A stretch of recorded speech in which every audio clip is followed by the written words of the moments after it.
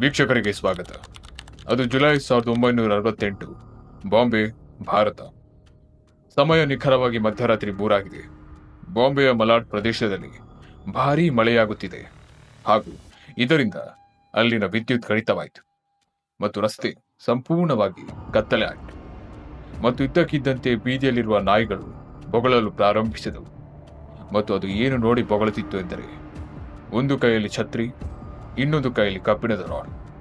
ಹೀಗೆ ಒಬ್ಬ ವ್ಯಕ್ತಿ ಅಲ್ಲಿನ ಬೀದಿಗಳಲ್ಲಿ ನಡೆದುಕೊಂಡು ಬರುತ್ತಿದ್ದ ಮತ್ತು ಅವನು ನೇರವಾಗಿ ಒಂದು ಗುಡಿಸಲಿನ ಒಳಗೆ ಹೋದನು.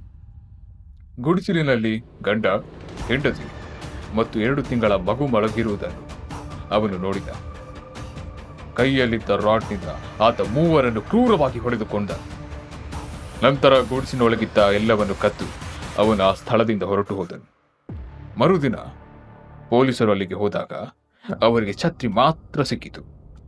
ಆದರೆ ಅವರಿಗೆ ಆ ಛತ್ರಿಯಲ್ಲಿ ಯಾವುದೇ ಬೆರಳಚ್ಚುಗಳು ಅಂದರೆ ಫಿಂಗರ್ ಪ್ರಿಂಟ್ಸ್ ಸಿಗಲಿಲ್ಲ.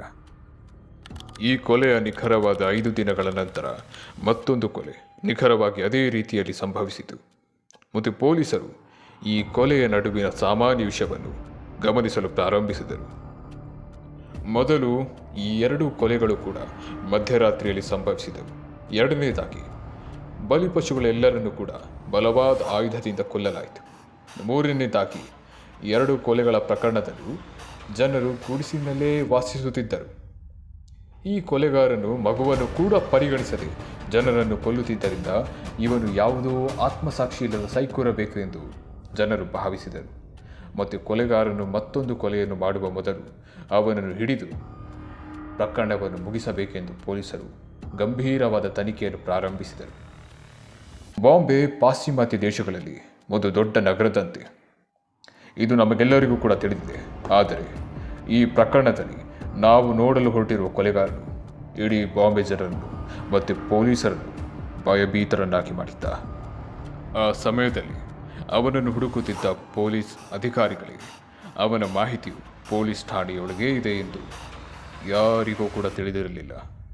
ಆ ಬಾಂಬೆ ನಗರದಲ್ಲಿ ಅವನು 41 ಕ್ರೂರ ಕೊಲೆಗಳನ್ನು ಮಾಡಿದ್ದ ಮತ್ತು ಅವನು ಯಾರು ಎಂದು ನಿಮಗೆ ತಿಳಿದರೆ ನೀವು ಕೂಡ ಖಂಡಿತವಾಗಿಯೂ ಒಂದು ಆಘಾತಕ್ಕೊಳಗಾಗುತ್ತೀರಾ. ಆತ ತಮಿಳುನಾಡಿನ ತಿರುನೆಲ್ವೇಲಿ ಜಿಲ್ಲೆಯವರು. 1968ರಲ್ಲಿ ಆತ ಬಾಂಬೆ ಜನರನ್ನು ಯಾವುದೇ ದುರುದ್ದೇಶವಿಲ್ಲದೆ ಕೊಂದನೆಂದರೆ ನೀವು ನಂಬುವೇರಾ? ಹೌದು. ಈ ರಮನ್ ರಾಘವ್ ಹೇಗೆ ಒಬ್ಬ ಕ್ರೂರ ಸರಣಿ ಕೊಲೆಗಾರನಾದ, ಪೊಲೀಸರು ಆತನನ್ನು ಹೇಗೆ ಪತ್ತೆ ಮಾಡಿದರು, ಅಂತಿಮವಾಗಿ ಅವನು ಈ ಕೊಲೆಗಳನ್ನು ಏಕೆ ಮತ್ತು ಹೇಗೆ ಮಾಡಿದ್ದಾನೆಂದು ಹೇಳಿದಾಗ ಈ ಮೂರ್ಖ ಕಾರಣಕ್ಕಾಗಿ ಒಬ್ಬ ವ್ಯಕ್ತಿಯು ಯಾರನ್ನಾದರೂ ಹೀಗೆ ಕೊಲ್ಲಬಹುದು ಎಂದು ಎಲ್ಲರೂ ಆಘಾತಕ್ಕೊಳಗಾಗುತ್ತಾರೆ. ಅದು ಆಗಸ್ಟ್ 1968. ಈ ರೀತಿಯ ಕೊಲೆಗಳು ನಿರಂತರವಾಗಿ ನಡೆಯುತ್ತಿದ್ದ ಕಾರಣ ಮಲಾಡ್ ಪ್ರದೇಶದಲ್ಲಿ ಲಾಕ್ಡೌನ್ ಹೊರಡಿಸಲಾಯಿತು. ಡಿಸಿಪಿ ರಮಾಕಾಂತ್ ಕುಲಕರ್ಣಿಯವರು ಈ ಪ್ರಕರಣದ ಉಸ್ತುವಾರಿಯನ್ನು ವಹಿಸಿಕೊಂಡರು. 2,000 ಪೊಲೀಸ್ ಅಧಿಕಾರಿಗಳೊಂದಿಗೆ ಅವರು ವಿಶೇಷ ತಂಡವೊಂದನ್ನು ರಚಿಸಿದರು ಮತ್ತು 24 ಗಂಟೆಯ ಒಳಗಡೆ ಈ ಕೊಲೆಗಾರರನ್ನು ಹಿಡಿಯುವ ವಿಶ್ವಾಸದಲ್ಲಿದ್ದರು. ಆದರೆ ಅವರಿಗೆ ಕೊಲೆಗಾರನ ಬಗ್ಗೆ ಒಂದು ಸಣ್ಣ ಮಾಹಿತಿಯೂ ಕೂಡ ಸಿಗಲಿಲ್ಲ. ಇದರಿಂದಾಗಿ ಡಿಸಿಪಿ ಕುಲಕರ್ಣಿಯವರು ಖಿನ್ನತೆಗೆ ಒಳಗಾದರು. ಆ ಸಮಯದಲ್ಲಿ ಇನ್ಸ್ಪೆಕ್ಟರ್ ವಿನಾಯಕ್ ಎಂಬುವವರು ಈ ಪ್ರಕರಣವನ್ನು ಪ್ರವೇಶಿಸಿದರು.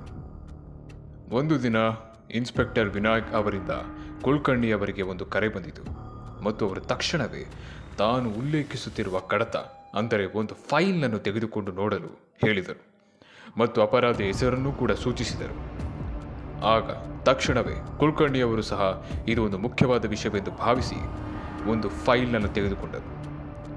ಆದರೆ ಅವರು ಸೂಚಿಸಿದ ಅಪರಾಧಿಯ ಹೆಸರಿನಲ್ಲಿ ಯಾವುದೇ ಕೊಲೆ ಪ್ರಕರಣ ದಾಖಲಾಗಲಿಲ್ಲ. ಆತನ ಮೇಲೆ ಒಂದು ಸಣ್ಣ, ಕೇವಲ ಒಂದು ಕಳ್ಳತನದ ಪ್ರಕರಣ ಮಾತ್ರ ದಾಖಲಾಗಿತ್ತು. ಆದ್ದರಿಂದ ಈ ಕಳ್ಳ ಮತ್ತು ಕೊಲೆಗಾರನ ನಡುವೆ ಇರುವ ಸಂಬಂಧವೇನೆಂದು ಕುಲಕರ್ಣಿಯವರಿಗೆ ಗೊಂದಲವಾಯಿತು. ಆಗ ಅವರು ವಿನಾಯಕರವರ ಬಳಿ ಕೇಳಿದಾಗ ಅವರು ಒಂದು ಸತ್ಯವನ್ನು ಮುಚ್ಚಿಟ್ಟರು.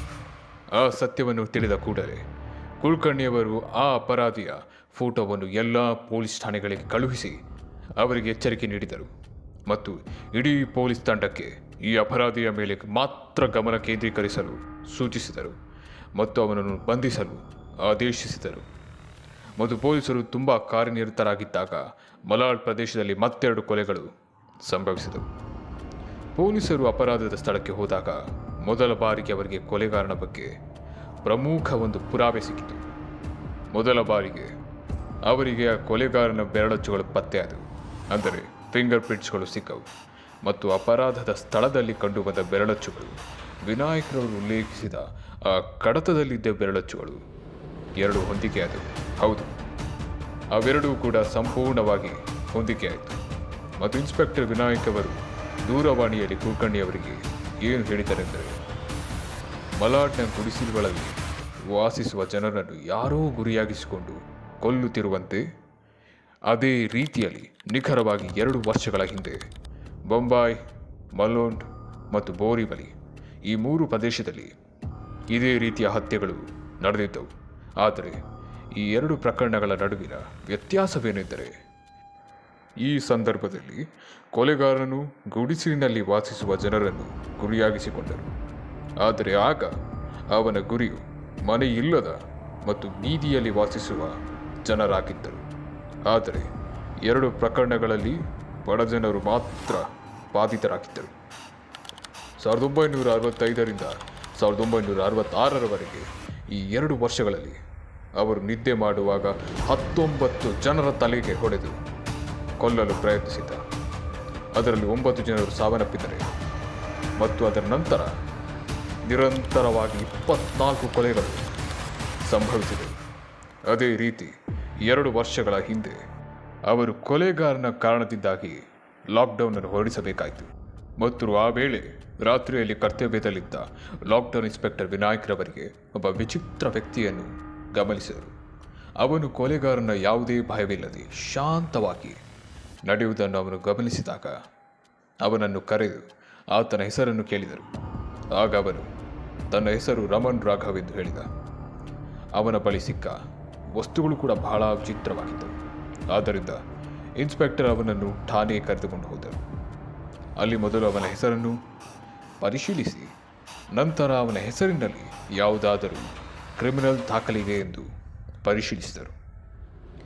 ನಂತರ ಅವನ ಹೆಸರಿನಲ್ಲಿ ಒಂದು ಕಳ್ಳತನದ ಆರೋಪವಿದೆ ಎಂದು ತಿಳಿದು ಬಂದ ನಂತರ ಅವನ ಕೌಟುಂಬಿಕ ಹಿನ್ನೆಲೆಯ ಬಗ್ಗೆ ವಿಚಾರಿಸಿದರು. ಆಗ ತಿಳಿದು ಬಂದ ವಿಷಯವೇನೆಂದರೆ, 1929ರಲ್ಲಿ ರಮಣ್ ರಾಘವ್ ಎಂಬ ಈತ ತಿರುನಲ್ವೇಲಿಯಲ್ಲಿ ಜನಿಸಿದ. ಇವನ ತಂದೆ ಒಬ್ಬ ಕಳ್ಳ. ತನ್ನ ಮಗನಿಗೂ ಕೂಡ ಕಳ್ಳತನವನ್ನು ಕಲಿಸಿದ್ದ. ಅವನು ತಮ್ಮ ತಂದೆಯ ಕೆಲಸವನ್ನು ಮಾಡುತ್ತಿರುವಾಗ ಇವರ ನಿಶ್ಚಿತಾರ್ಥ ಕೂಡ ಆಯಿತು. ಆದರೆ ಮದುವೆಗೆ ಮೊದಲು ಕಳ್ಳತನ ಪ್ರಕರಣವೊಂದರ ಕಾರಣದಿಂದ ಆತ ಜೈಲಿಗೆ ಹೋದ. ಆತ ಜೈಲಿನಿಂದ ಹೊರಬಂದಾಗ ಆತ ನಿಶ್ಚಿತಾರ್ಥ ಮಾಡಿಕೊಂಡ ಹುಡುಗಿ ಬೇರೊಬ್ಬ ವ್ಯಕ್ತಿಯವರೊಡನೆ ಮದುವೆಯಾದಳು. ಇದರಿಂದ ಮನನೊಂದ ರಾಘವ್ ಆ ಸ್ಥಳದಲ್ಲಿ ಇರಬಾರದು ಎಂದು ನಿರ್ಧರಿಸಿ ತಿರುನಲ್ವೇಲಿಯನ್ನು ತ್ಯಜಿಸಿ ತನ್ನ ಸ್ನೇಹಿತರೊಂದಿಗೆ ಬಾಂಬೆಗೆ ಬಂದ. ಅಲ್ಲಿ ಅವನು ಒಂದು ಗಿರಣಿ ಅಂಗಡಿಯಲ್ಲಿ ಕೆಲಸಕ್ಕೆ ಸೇರಿಕೊಂಡ. ಆದರೆ ತನ್ನ ತಂದೆಯ ವೃತ್ತಿಯನ್ನು ಮರೆಯಲಾಗದೆ ಅಲ್ಲೂ ಕೂಡ ಕಳ್ಳತನ ಮಾಡುವಾಗ ಸಿಕ್ಕಿಬಿದ್ದ. ಅದಕ್ಕಾಗಿ ಅವನು 5 ವರ್ಷಗಳ ಕಾಲ ಜೈಲಿನಲ್ಲಿ ಸೆರೆವಾಸ ಅನುಭವಿಸಿದ. ಈಗ ಈತನ ಇತಿಹಾಸವನ್ನು ತಿಳಿದ ನಂತರ ಇನ್ಸ್ಪೆಕ್ಟರ್ ವಿನಾಯಕ್ರವರು ನಗರದಲ್ಲಿ ನಡೆಯುತ್ತಿರುವ ಕೊಲೆಗಳಿಗೂ ಆತನಿಗೂ ಏನಾದರೂ ಸಂಬಂಧವಿದೆಯೇ ಎಂದು ಆತನನ್ನು ಕೇಳಿದರು. ಇದಕ್ಕೆ ಅವನು ಪ್ರತಿಕ್ರಿಯಿಸಲು ನಿರಾಕರಿಸಿದ. ಹಾಗೂ ಆತನು ಬಹಳ ಮುಗ್ಧ ಮತ್ತು ಶಾಂತಿಯುತವಾಗಿ ಕಾಣುತ್ತಿದ್ದ. ಆಗ ಇನ್ಸ್ಪೆಕ್ಟರ್ ವಿನಾಯಕ್ರವರು ಮುಂದಿನ 2 ವರ್ಷಗಳ ಕಾಲ ಮುಂಬೈನಲ್ಲಿ ಇರಬಾರದೆಂದೂ ಅವನನ್ನು ಎಚ್ಚರಿಸಿದರು. ಆ ಸಮಯದಲ್ಲಿ ಮುಂಬೈನಲ್ಲಿ ಸಹಜ ಸ್ಥಿತಿ ಮರುಕಳಿಸಿತು. ಅಲ್ಲಿ ಯಾವುದೇ ಕೊಲೆಗಳು ನಡೆಯಲಿಲ್ಲ. ಇದನ್ನೇ ಇನ್ಸ್ಪೆಕ್ಟರ್ ವಿನಾಯಕ್ರವರು DCP ಕುಲಕರ್ಣಿ ಅವರಿಗೆ ದೂರವಾಣಿಯಲ್ಲಿ ಹೇಳಿದ್ದು. ಅವರು ಈ ಎಲ್ಲ ವಿಷಯವನ್ನು ಗಮನಿಸಿದಾಗ ಈ ಸಂದರ್ಭದಲ್ಲಿ ಅವರಿಗೆ ಬಹಳ ದೊಡ್ಡ ಬ್ರೇಕ್ ಸಿಕ್ಕಿತು. ಹಾಗಾದರೆ ರಮಣ್ ರಾಘವ್ ಇಷ್ಟು ಕ್ರೂರಿಯಾಗಿ ಬದಲಾಗಿದ್ದು ಹೇಗೆ? ಮತ್ತು ಪೊಲೀಸರು ಈ ಸಾಲು ಸಾಲು ಕೊಲೆಗಳಿಗೆ ತೆರೆ ಎಳೆದಿದ್ದು ಹೇಗೆ ತಿಳಿದುಕೊಳ್ಳೋಣ ಮುಂದಿನ ಭಾಗದಲ್ಲಿ. ಹಾಗೂ ಇದೇ ತರಹದ ವಿಡಿಯೋಗಳಿಗಾಗಿ ಲೈಕ್, ಶೇರ್ ಮತ್ತು ಸಬ್ಸ್ಕ್ರೈಬ್ ಮಾಡಿ ಮತ್ತು ನಮ್ಮನ್ನು ಬೆಂಬಲಿಸಿ. ಜೈ ಹಿಂದ್, ಜೈ ಕರ್ನಾಟಕ.